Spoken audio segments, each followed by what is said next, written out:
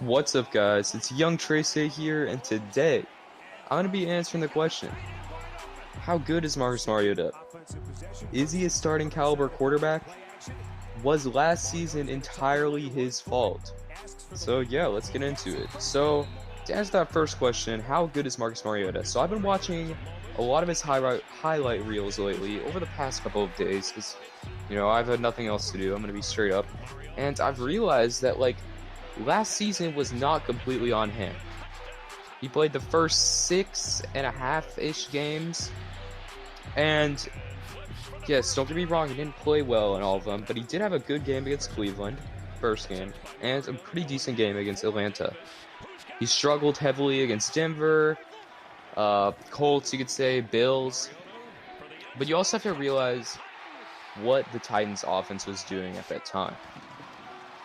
At that time, we had an awful offensive line. Our offensive line was not living up to the standards. Taylor Lewan was not there for part of it.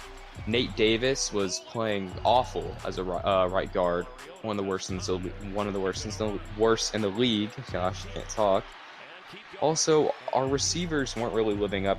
A.J. Brown didn't come alive yet at that point. He did have a good game against Atlanta, but he wasn't the type of player we see. And yes, you can attribute that to the switch to Ryan Tannehill, which I definitely think is a big part.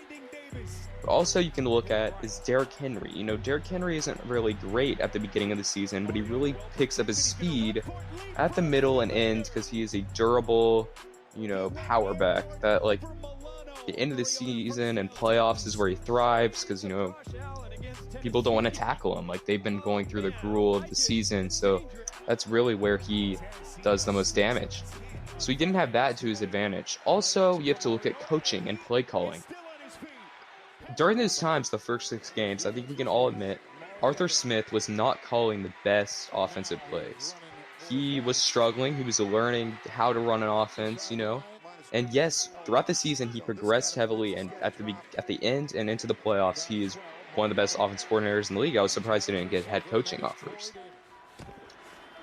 But at the beginning, he was struggling. He was learning how to play call. He was just learning really how to use Mariota in an offense. And, that's the problem with me. Mariota has never been in an offense suited for him. Let's see. He had different coaches every year, with his rookie coach getting fired, getting replaced by an interim coach, Mike Mularkey. Mularkey staying a year, then getting fired, then he gets Vrabel and Matt LaFleur. LaFleur leaves, so he's always having different offensive coordinators, different coaching staffs, and that's really hard for young players. I can't name a other quarterback that had to deal with that much inconsistency throughout their rookie years. Most teams have their head coach and quarterback and let them develop together. Mariota, the Titans kind of gave up on him after his second year. We never gave him a coaching staff that was suited for him, an offense that was suited for him. If you're looking around, you can see the Bills, Sean McDermott for Josh Allen. And the Jets seems like they're going to stick with Adam Gase for Sam Darnold. See, they're making that move. You can't look at many young quarterbacks. I don't think there's one in the league right now that had a coaching change every year. Mariota had a coaching change every year, or pretty much every year. Plus, not only that, but the different types of offenses, guys. You have to realize Mike Mularkey was a very run-heavy offense, which wasn't really suited for Mariota. They made Mariota into a drop-back passer in a way. Exotic smash mouth. That's not what Mariota style is. Mariota is a Cam Newton, Lamar Jackson type, a very athletic quarterback, and his mobility is what makes his game. And nobody gave him an offense similar to Oregon, where he would have the ability to make plays. So having Derrick Henry in a way for Mariota was a gift, but it was also a curse. And I think that led to kind of a downfall in his career. And I think that has to go into John Robinson and the Titans organization as a whole. So now I'm going to pivot into what I think Marcus Mariota would do at the Raiders. Derek Carr is their starting quarterback as of now. But John Gruden does like Marcus Mariota a lot. He did like quarterback camps with him. You can remember the Gruden camp, thing like that. Mariota did very well in that. I think they built up a little bit of a relationship. And if you guys remember, first day of the free agency, Mariota signed with the Raiders. That means Gruden and Mariota had a bond. They were already talking. They already knew this was going to come about. That just shows Mariota was very, very strong on going to Las Vegas.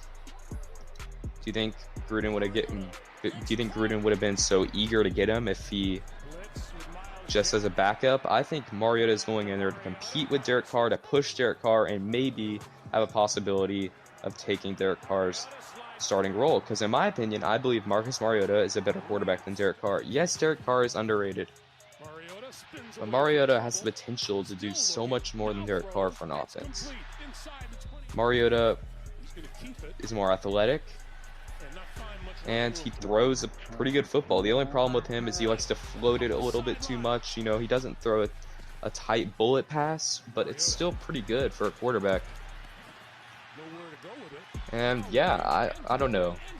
It will be interesting to see how this year plays out. If John Gruden makes this switch early or late, I feel like Derek Carr will be the starter at the beginning of the year no matter what. Just because he's on a larger contract and there's a little bit of stability there because he knows the offense, because training camps might not happen. But yeah, that's my opinion on Marcus Mariota. Leave yours in the comment section below, and I'll see you guys. I'm out.